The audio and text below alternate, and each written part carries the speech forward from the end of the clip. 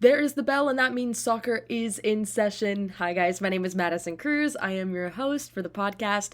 And for this week, we have a bit of a special for you guys. We're going to be doing a Peach Belt Conference overview of all the teams going in to the NCAA Division II tournament for this weekend.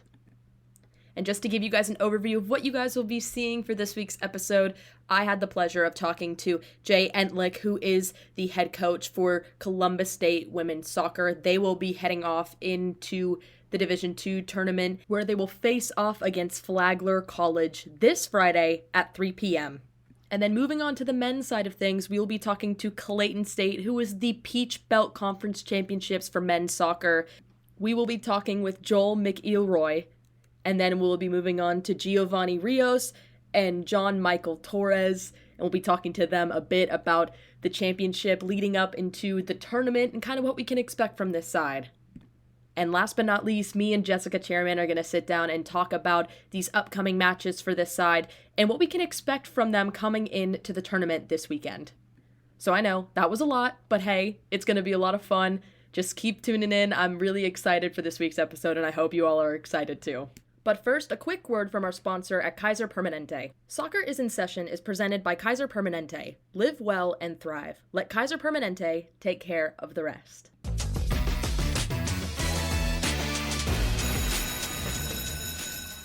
So our first stop for this Peach Belt Conference special is we're going to be talking about Columbus State Cougars and them going into the NCAA Division II tournament for women's soccer this weekend, where they'll face off against Flagler this Friday at 3 p.m. And basically, I talked to their head coach, Jay Entlich, just a bit about the championship itself, where they beat the University of North Georgia 3-1 in the championship, and just a bit about what we can expect from this side going into this first round of the tournament. Alrighty, well, first of all, congratulations on Peach Belt Championships for women's soccer. That's amazing. It was awesome. Yeah, and it's crazy because we haven't won the conference tournament championship in 5 years, and it was really special to these young ladies, especially because there's not a player on the roster that's won a conference tournament championship. So last time was 2018. So it was really special for these young ladies. Oh wow, I didn't know that. So it was a roster of girls that hadn't won a championship for the Peach Belt, and it was just bringing in. Did you have players to come in from that previous championship to kind of help and lead them in the right direction where they needed to go? Not really. I mean, we've won the regular season championship a couple times, but this group of players, when we would always get to the conference tournament, which is a 3-game series, we never could come out on top. We would lose in penalty kicks. We've lost 1-0. We've lost even greater. We've lost 2-1. And so this group of players, we set a goal for ourselves that, because this year we actually came up short winning the regular season crown. We then sat down and set a new goal and said, more than ever, let's do everything we can to get ourselves a tournament championship. Absolutely. That's amazing. That's awesome to hear. And I mean, it just feels like a whole big, full circle moment, like you guys weren't able to come up and get the regular season, and then y'all came into the championship and y'all just blew it out of the water. Yeah, it was a really special moment for these young ladies. And, you had asked, had we brought in some former players? We actually had our 20-year reunion of the first ever women's soccer team here at Columbus State University. So back on October 21st, we invited all of our soccer alumni back. And a lot of those young ladies had won conference tournament championships, had gone to Final Fours, had won regular season. So it was really special to have those alumni interact with our current rostered players and just tell stories and tell how meaningful of a program it was for these young ladies who came back. Some flew back from Colorado, Kansas, drove down from Ohio. So it was a really special weekend. And I think that honestly really helped our players just see how, an entire family kind of comes together. That's so awesome to hear. But I want to get into a little bit of the game to get you guys to the championship. I mean, You guys were tied 1-1 going into halftime. Kind of walk me through what your message was to the team going into the second half when you guys were in the locker room or when you guys were just outside talking. What did you tell your girls?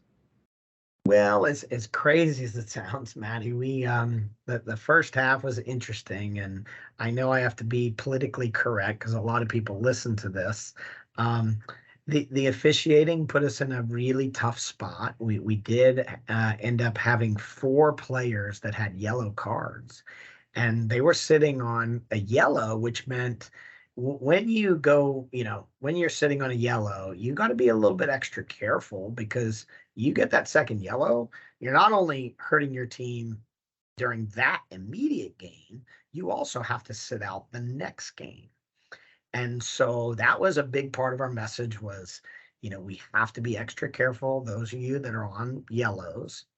And then we just started to talk about, what are some solutions to some problems that we're seeing? What are some trends? And we identified those trends and we made sure, hey, North Georgia's throwing a lot of numbers forward. We got to track runners, and that was a big component. So we were really, really good about tracking players. We realized a big part of when you get to tournament play or you get to a really close, even game, we spoke about the importance of set pieces. And a set piece in soccer, for those that don't understand, the talking points might be a corner kick. It might be a direct kick. It might be an indirect kick. And so we ended up scoring 2 goals off of direct kicks. One was technically an own goal, but the ball was played in a dangerous spot, and their kid went to clear it. It ricocheted and went in. And then the next was just a really, really wonderful ball by our left back, Brooke. We met. Played a ball on the floor across the face for kind of like a sliding tap in. So in the end, honestly, Maddie, the set pieces were a big, big difference maker for us.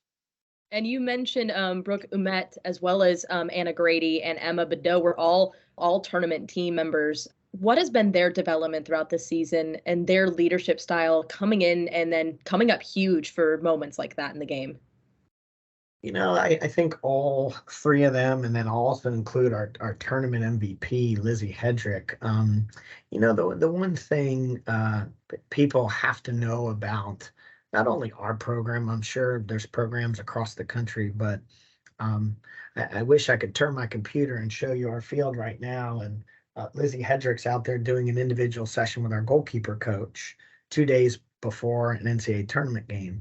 And so she has players like Emma Badeau out there helping, and a big part of kind of the character of this group and many groups prior at Columbus State is the ability to have access to a field anytime, any day, have access to coaches. Coach Morgan's out there working as a goalkeeper coach. Coach Joe was just out there working with Emma and Brooke, and kids want to be out on the field here. And I tell people all the time, I had a funny conversation with some University of North Georgia tennis players. It was really, really fun.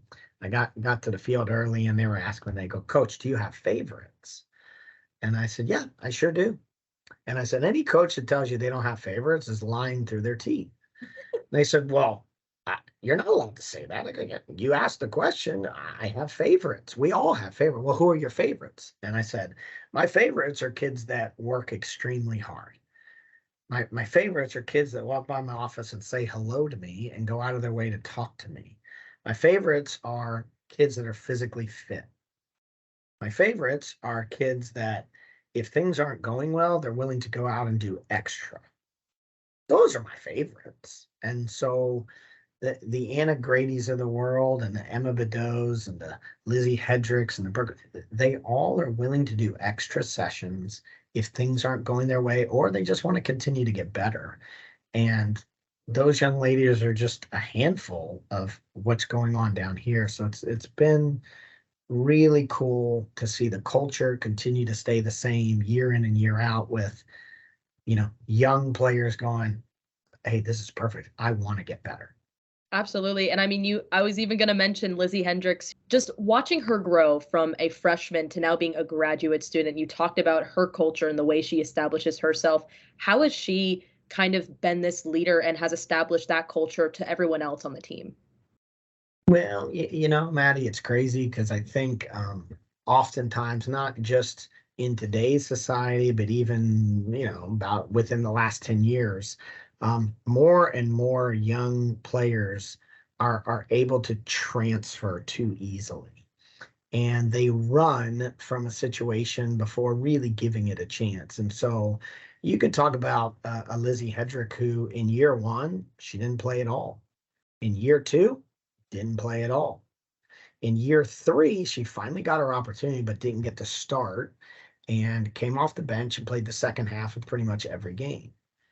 Year four, her senior year, she earned the starting job. So she started, but guess what? Didn't play a full game. And then here we are in the fifth year, her grad year, thanks to COVID. She's starting and playing 90 minutes. And so the evolution of players, I think, Maddie, is super important because nowadays too many players are just going, I didn't get playing time my freshman year. I'm just going to transfer.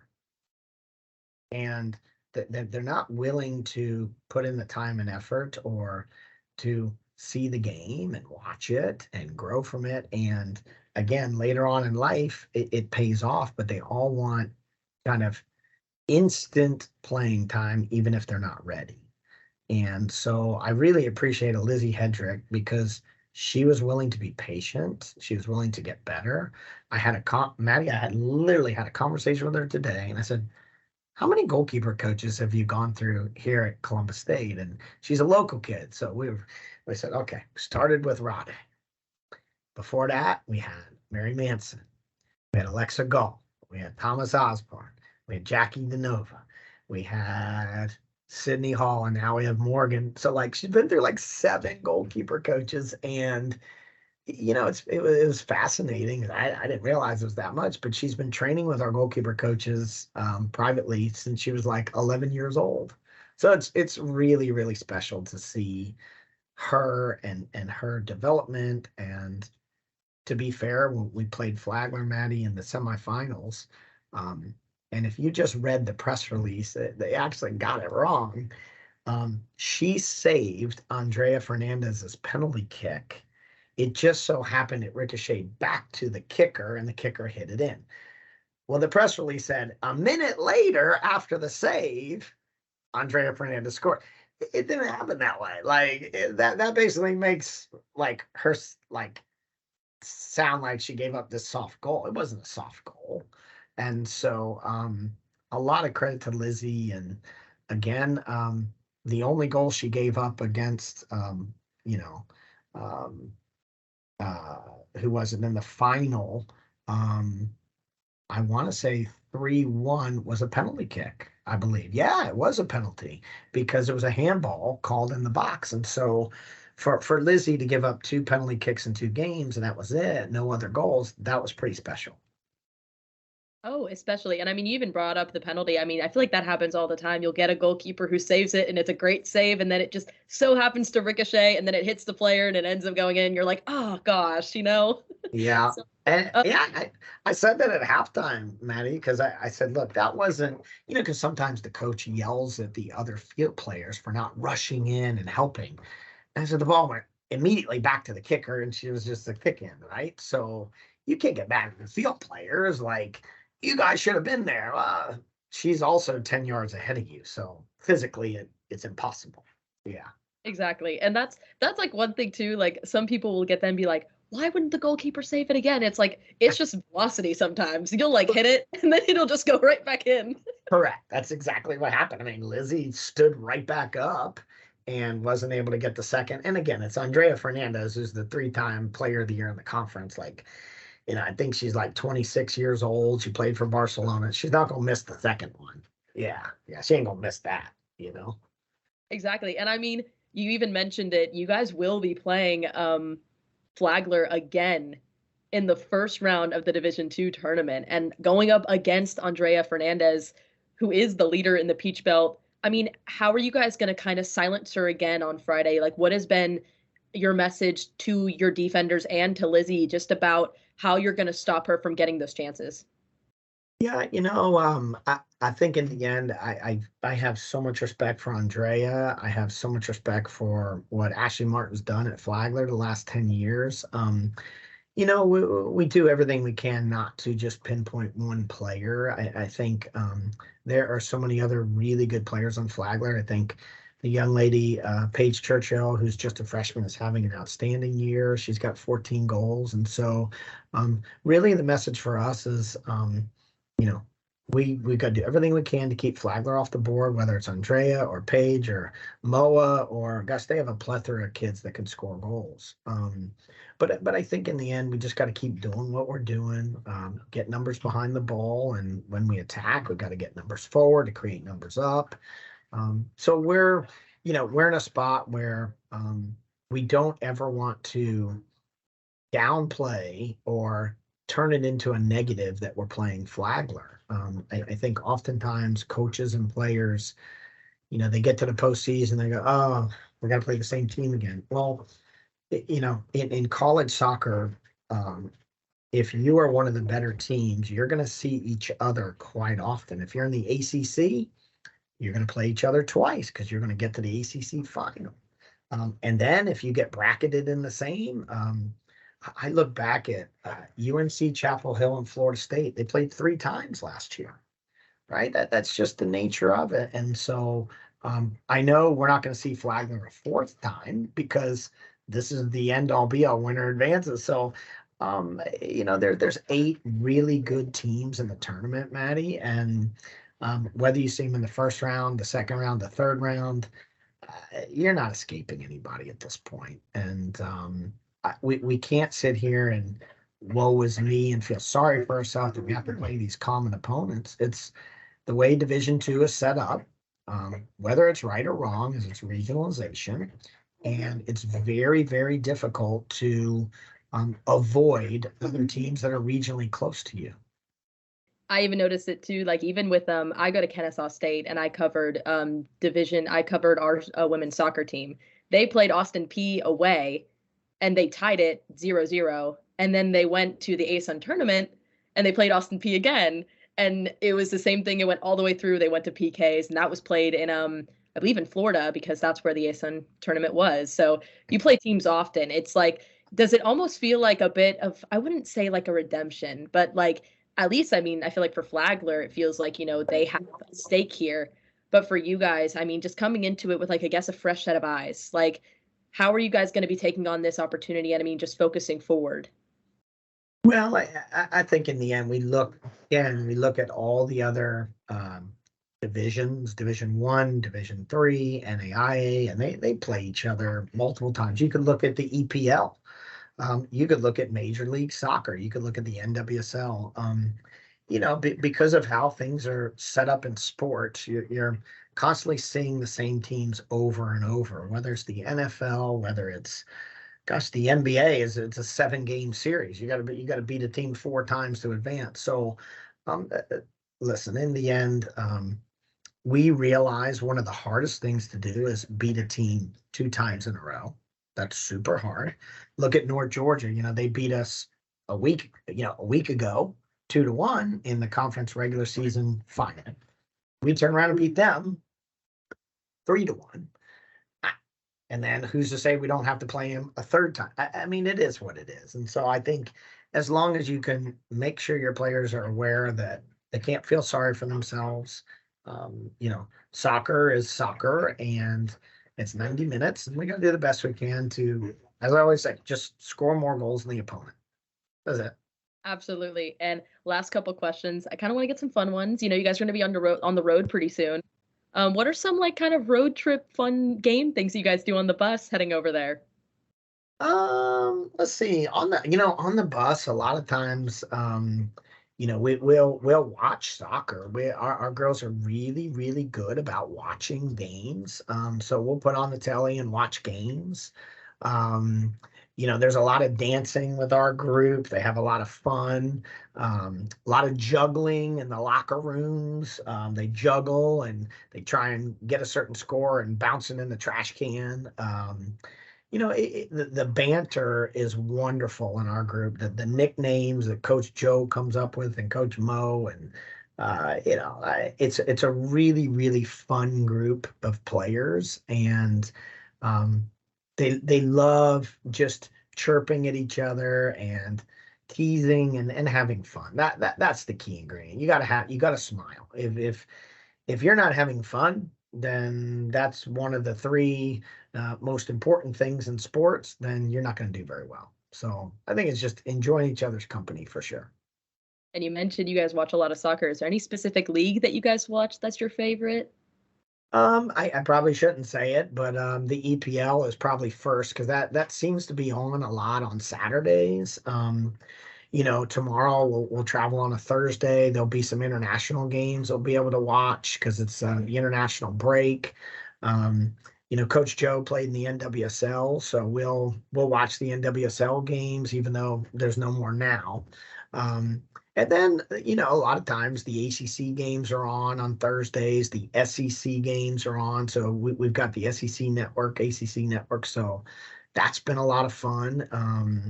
And kudos, we've got an awesome bus driver, Mr. Willie. He's been driving us for 10 years, and he keeps things light for us, and he's like a grandpa to our young lady. So it's awesome.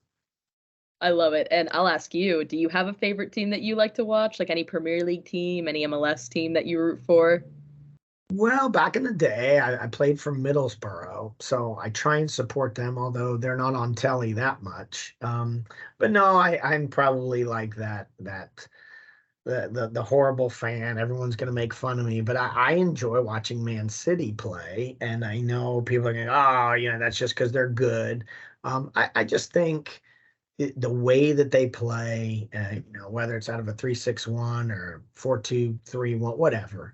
I think they advance players forward. They don't just lump it long. Holland is obviously special. I like Bernardo Silva. He's a little guy. He connects passes.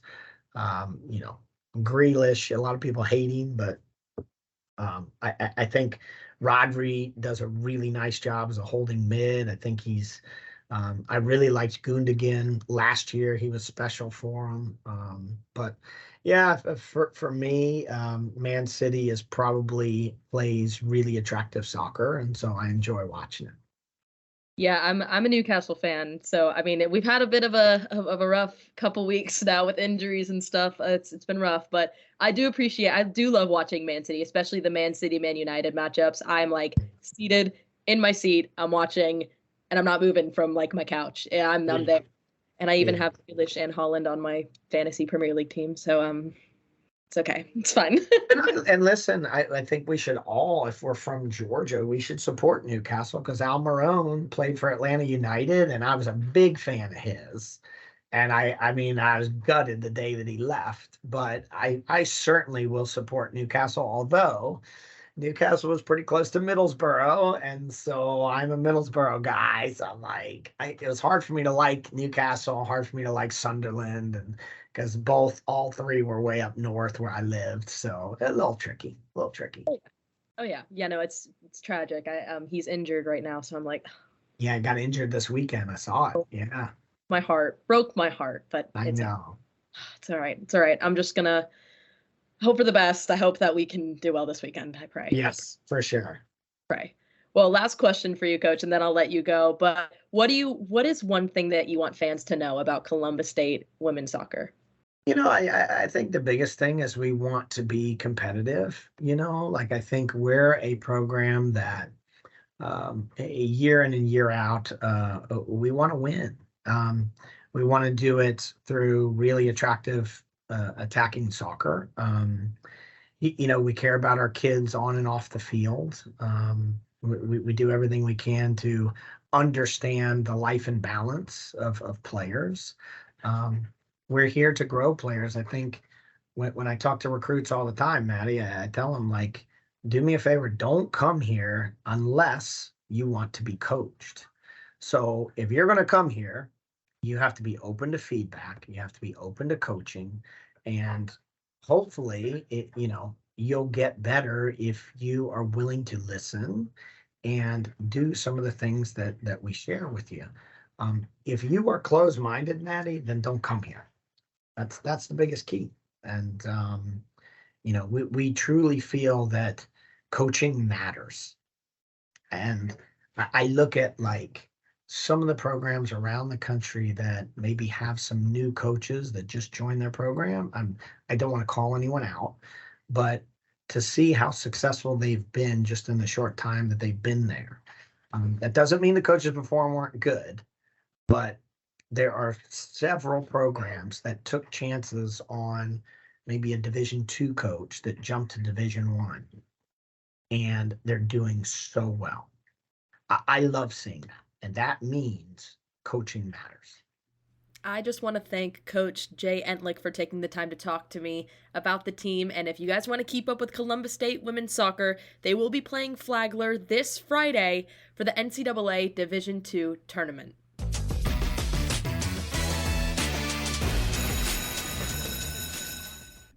Now, moving on to the men's Division II tournament schedule, we have Clayton State facing off against Lenoir-Rhyne tonight at 6 p.m. Now, Clayton State won the Peach Belt Conference Championship over Lander, beating them 4-2 in overtime. And I mean, it was a phenomenal game. If y'all get the chance to watch, you can go watch the highlight reel on Jessica Charman's Instagram page. I mean, oh my goodness, it was some beautiful goals. It was a really good game to watch. So they will be facing off tonight against Lenoir-Rhyne in the first round of the NCAA Division II tournament. Now, I had the pleasure of talking to a couple members of the team, and the first person you'll hear from is I got to talk to grad assistant coach Joel Mcilroy about the championship game, the game against Lenoir-Rhyne tonight, as well as his relationship with Coach Pete and how he got started with coaching.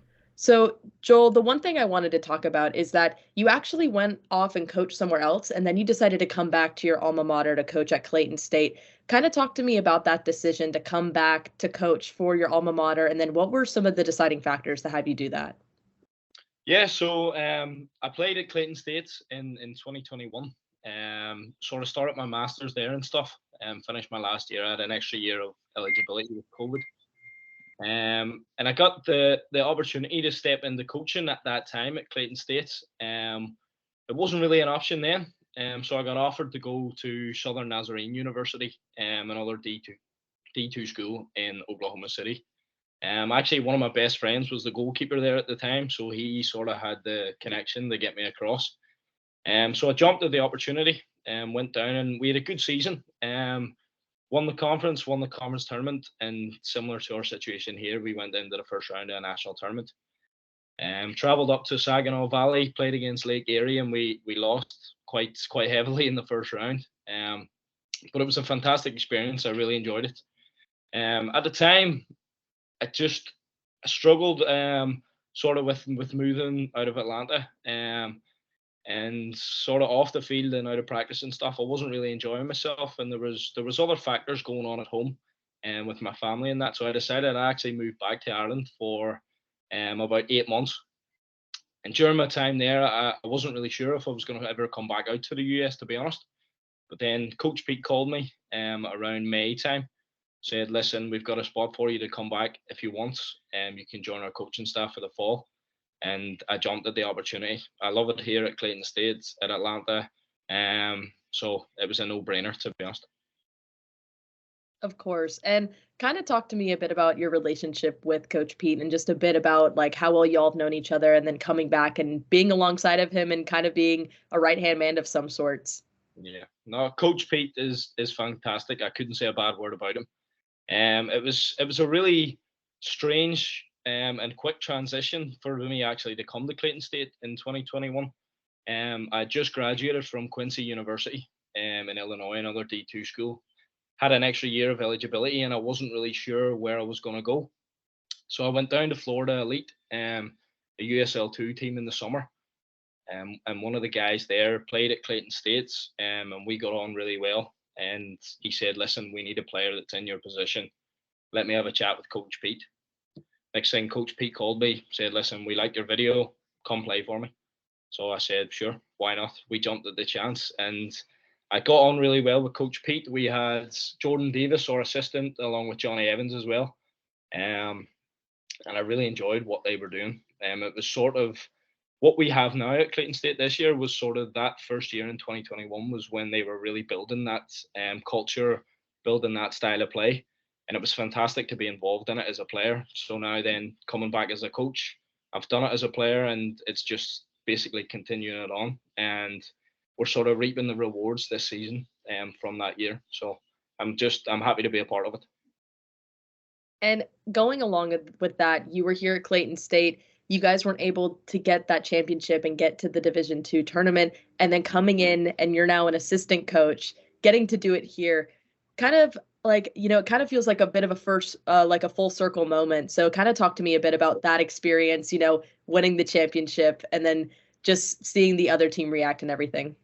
Yeah, no, it's fantastic. Unfortunately, we weren't able to do it in 2021. Young Harris were in the conference at that stage, and they were number 1 in the nation at the time. So it was always going to be difficult to beat them. We got to the conference final and we played them, lost 2-1, and it was a game where it could have went either way, to be honest. So it was very disappointing at the time. But now coming back, there's a lot of players at Clayton State at the minute that I played alongside in 2021. So it's fantastic to just help them from the coaching side of things rather than as a player. And they were all buzzing after winning the conference tournament, and it's great to see. Like, I have a lot of time for those players, not just as players but as people too. So it's fantastic for them. I'm really, really excited for tonight. Absolutely. And I mean, speaking of tonight, you guys are going to play Lenore Rhine tonight at 6 p.m. I didn't even realize the fast of a turnaround it was, but yeah. I mean, just kind of walk me through the messages in practices leading up to this match. Like, what were some things you guys need to work on from the championship game? What are some things that you guys liked that you guys are going to want to see more of in the game tonight? Yeah, for sure. We've watched quite a bit of film on Lenore Rhine, and in all respect to them, they're a really good team. It's going to be a really tough test. They like to get the ball down and they like to play soccer. So it's very similar to how we play. I think the biggest message that we've had is the way we attack. The players we have in our front three or midfield are brilliant, and that doesn't change. It doesn't change no matter who we play. But the other side of the ball, the hard work, defensively, is the biggest thing for us. Whichever team comes out tonight, works harder off the ball, is tighter defensively as a unit, will win this game. So that's the message we've been trying to emphasize leading into this first round of the national tournament today. Absolutely. And just a bit of a fun question. I asked this a bit in my interview yesterday for one of Columbus State's head coach for women's, because they're going on. But I wanted to ask you guys as well. Is there any like pre-game stuff that you guys do to kind of get hyped for games, or when you guys are traveling, is there anything fun that you guys do to kind of get prepared? Not anything in particular in a way. We like to keep a sort of off the field stuff. We like to keep it light. We like to keep it fun. As you know, college guys, they like to mess and joke around, and we don't take away from that. But we know that when we step across the white line to practice, to play, the attitude changes, the mental side of things change, and you've got to be locked into play. So before the game, we'll do all the same stuff. We're going to walk around this afternoon, take things a little bit easy, have a few chats about what's going to happen tonight again, just to go over the points. And then on the bus on the way down and in the locker room, we get the tunes blasting as loud as we can, get everybody hyped up for the game, and hopefully we make it through into the second round. What is the artist, or what is the music that normally gets played in the locker room most often? Our goalkeeper, Mauricio, I believe he's in charge of the songs this year. And he loves sort of his house music, techno music, dance, all that sort of stuff. So it's definitely one to get you hyped and get you going. I know Coach Pete, when he walks into the locker room, he likes to have a little bit of a boogie before we start playing. So he enjoys the songs as well. That's awesome. That is great. And now, last question for you, Joel. Going into this game tonight, what is one thing that you want Clayton State fans or any soccer fans here in Georgia to know about your team? I just want everybody to see the attacking threat that we possess. When we're on our game, I don't think there's many teams in the country that will match us going forward, especially. We've got serious attacking threat and a lot of talent. So I'm hoping tonight we let the chains off and we go for it, and we put 3, 4, 5, 6 past them and really put on a show and make a stamp on the national tournament to show everybody what we're about. Awesome. Well, thank you so much again for taking the time to talk to me. I really appreciate it, even with all the busy schedule that you guys have going on.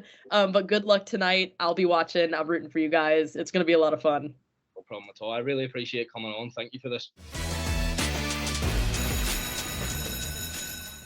Now, the next 2 people to join us here on Soccer is in Session is going to be the tournament MVP for the Peach Belt Conference Championship for Clayton State, and that is John Michael Torres, as well as team captain Giovanni Rios. Well, first of all, guys, congratulations on being Peach Belt champions.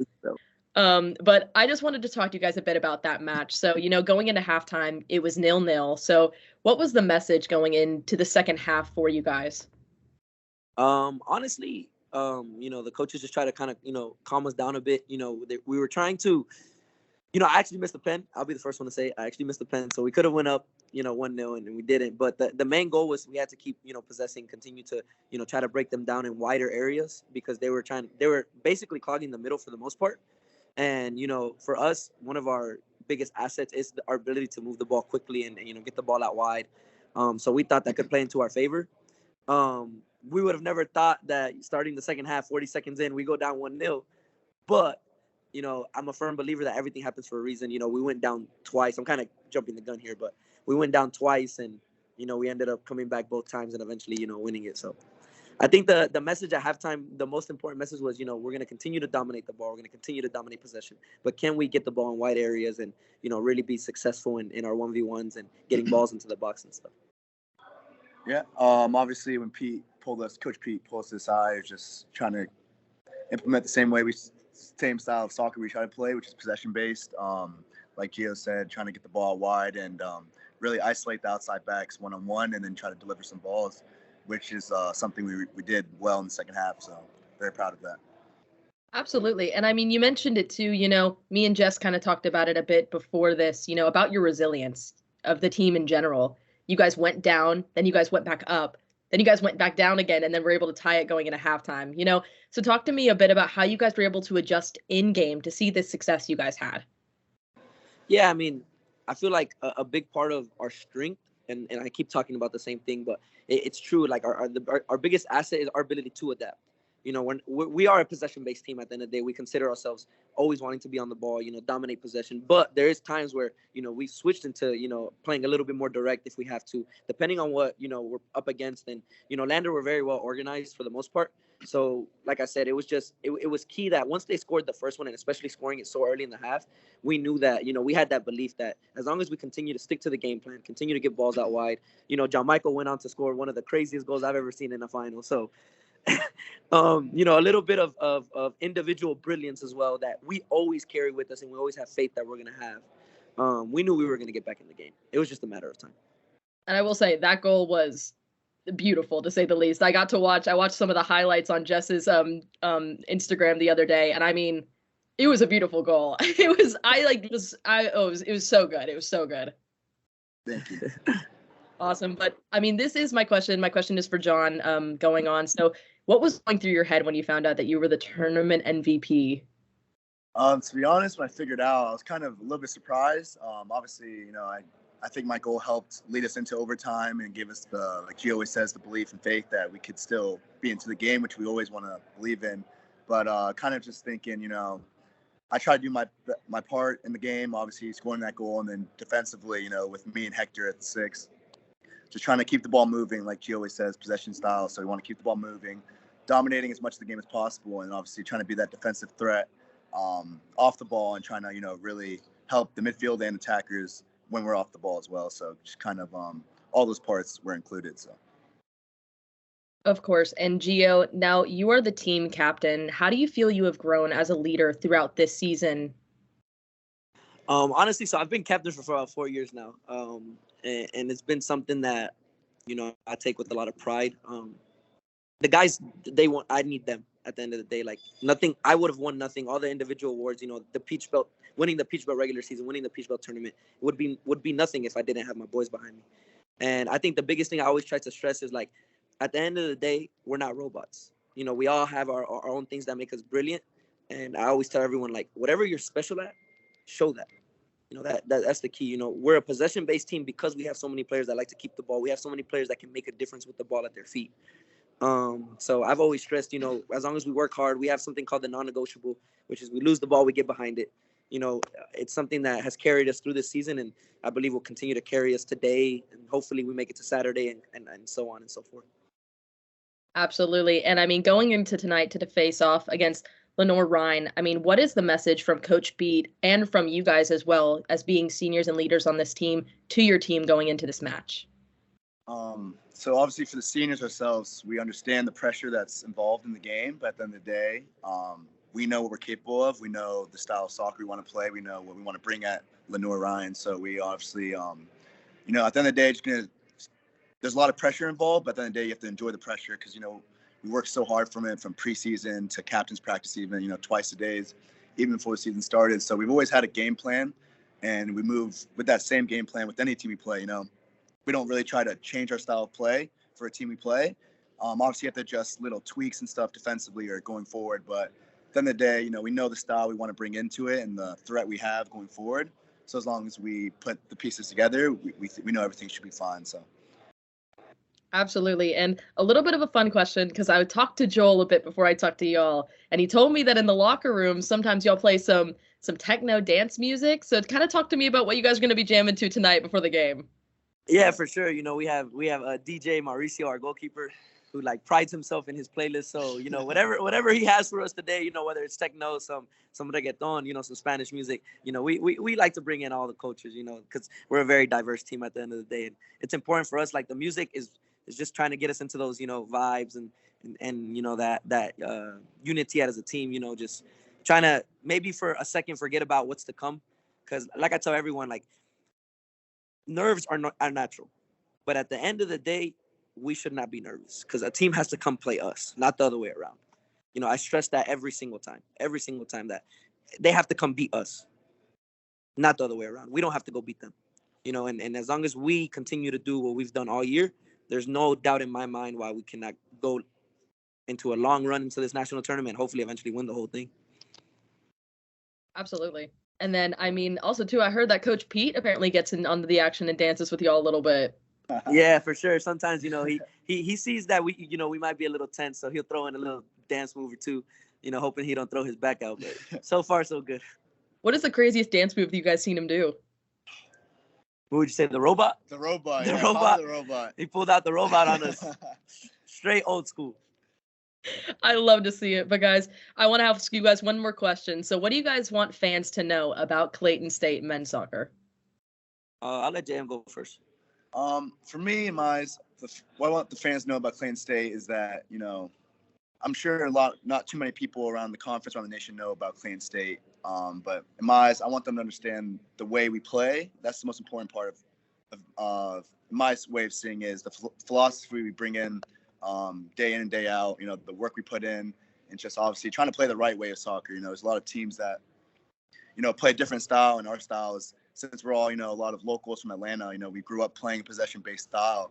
So not only winning the games and dominating the game as much as possible, but trying to play soccer the right way, and I believe the most beautiful way of playing soccer. So, yeah, and just to piggyback a little bit, you know, I actually had this question brought up to me yesterday as well. So, for me, it's like the most important thing I want people to understand is that, you know, what we're doing is something a lot bigger than ourselves. You know, we're representing the university, we're representing, you know, everyone who goes to Clayton State, and, you know, we're trying our best, you know, to shine a bright light on it. You know, it's been something in the making, at least for me, and then for John Michael as well. Like a couple of us seniors, we've been here for 4 or 5 years.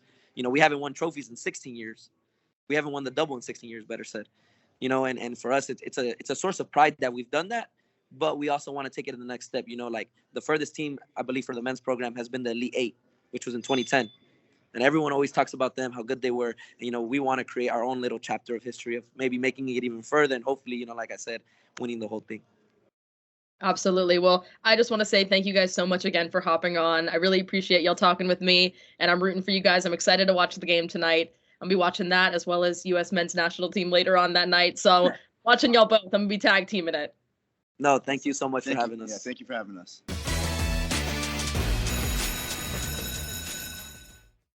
Well, I am here with Jessica Charman. Hello. How are you doing today? Doing very well. Thank you for having me. Excited to be here and get some exposure for Division II soccer. We know that sometimes it gets swept under the rug, but there's quality players and quality local players that make it so exciting for people in Georgia to follow.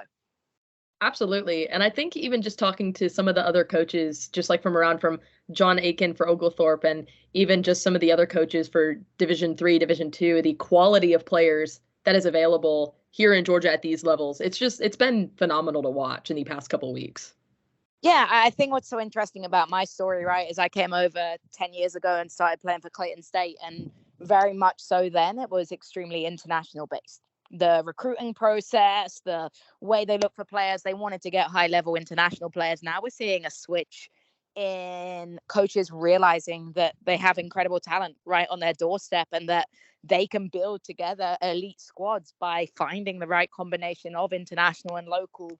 And we're seeing it right direct with Clayton State, my alma mater, how now they have a huge core base of local Americans that have grown up playing together in the Inter-Atlanta area, in, Lawrenceville, wherever they're playing.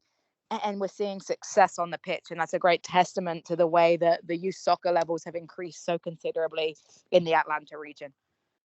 I completely agree with you. And I mean, you mentioned it's your alma mater. So when you found out that they had won, you were calling the game. I mean, did you have to kind of contain it just a little bit? Or were you Well, it's funny, right? Because Peach Belt had a word with me before the tournament and said, listen, I know it's your school. I know you know these guys. I know you voice every single game of the season. But we're on the Peach Belt Conference Network, not on the Clayton State Network. And we need you to be as neutral as possible.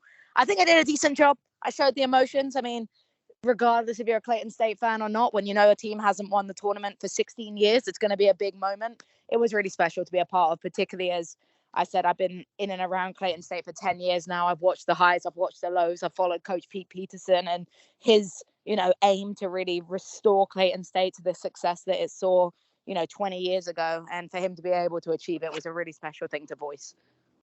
Yeah, I feel like that's one thing that I always get talked about too when I do play-by-play stuff.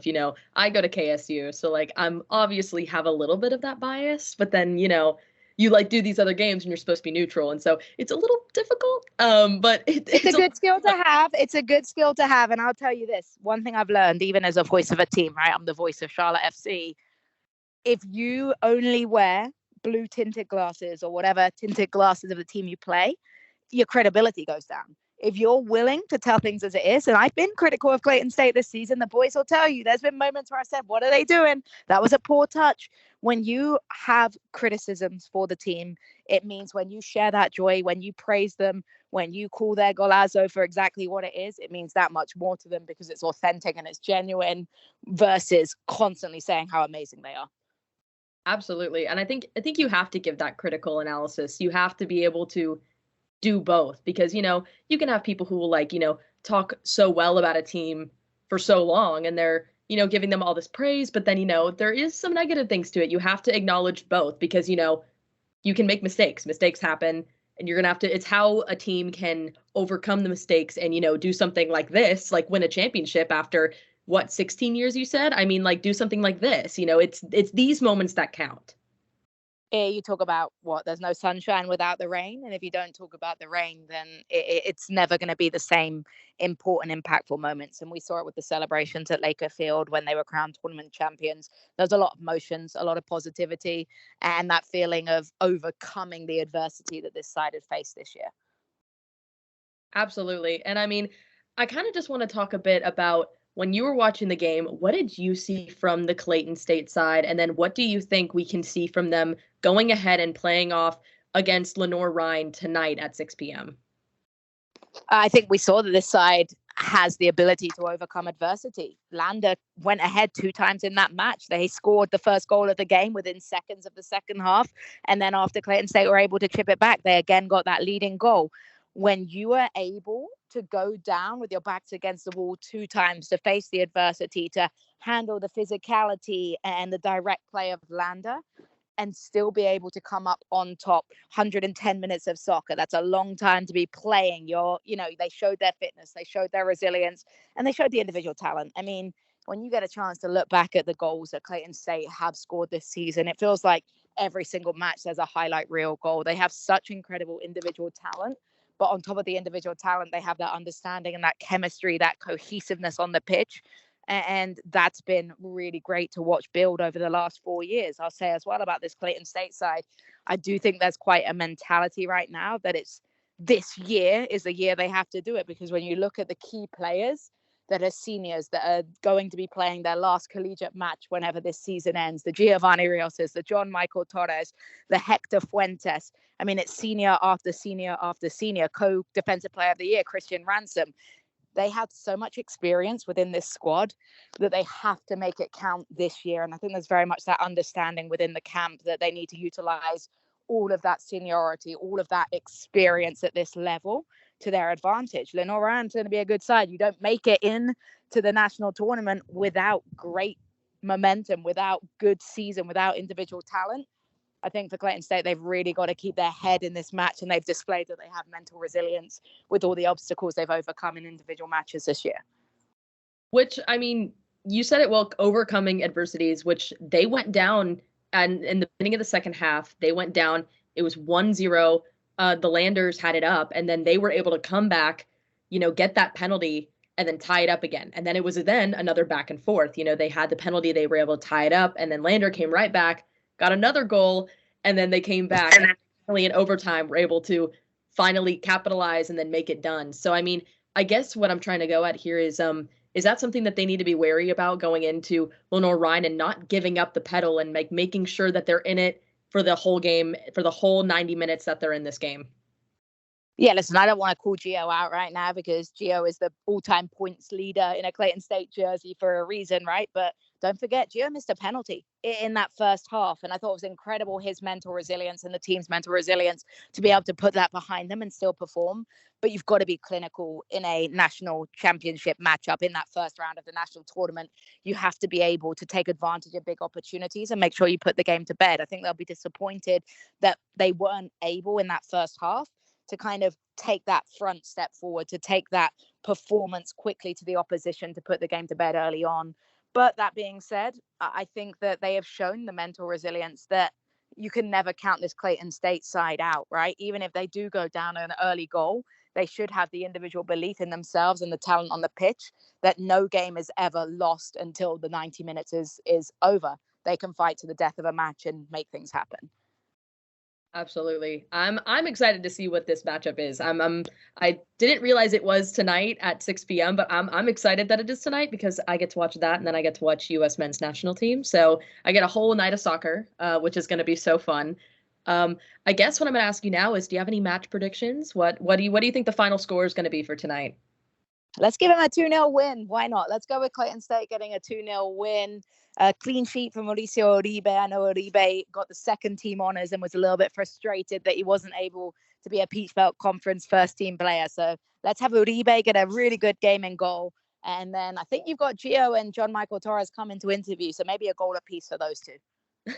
I mean, if it's another goal like what John did in that one, I got to watch your highlight reel about that one and I watched that goal. And I mean, you weren't kidding when you said it was beautiful.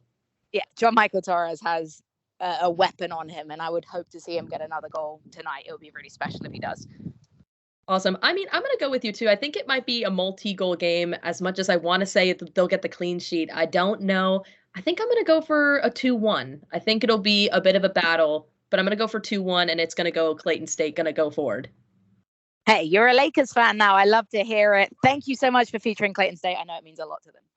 Absolutely. It was so fun getting to watch back all this stuff. And that's what I love doing on this podcast. I love getting to look at these schools that, maybe don't get the recognition that they do deserve, and this is something I talked to John about even earlier today, Division. Many people look at Division 2 and 3 and they think, oh, well, it's Division 2 and 3. It's not Division 1.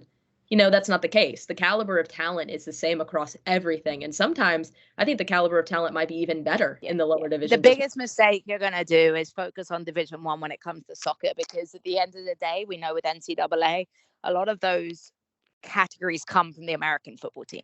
And so soccer doesn't necessarily respond to the talent base there. And I've seen a lot of Division 2 versus Division 1 friendlies. I mean, Clayton State played Georgia State in preseason and they tied them. I think those sorts of results show that you can't always judge a book by its cover or judge it by the conference standing, that there's quality all over the pitch. And hopefully, I mean, this is going 3 steps ahead, but I think there's a lot of players on this Clayton State side that are finishing up their collegiate career that can 110% make the jump up to the professional game, whether it be, in the USL, MLS Next Pro, wherever it takes them.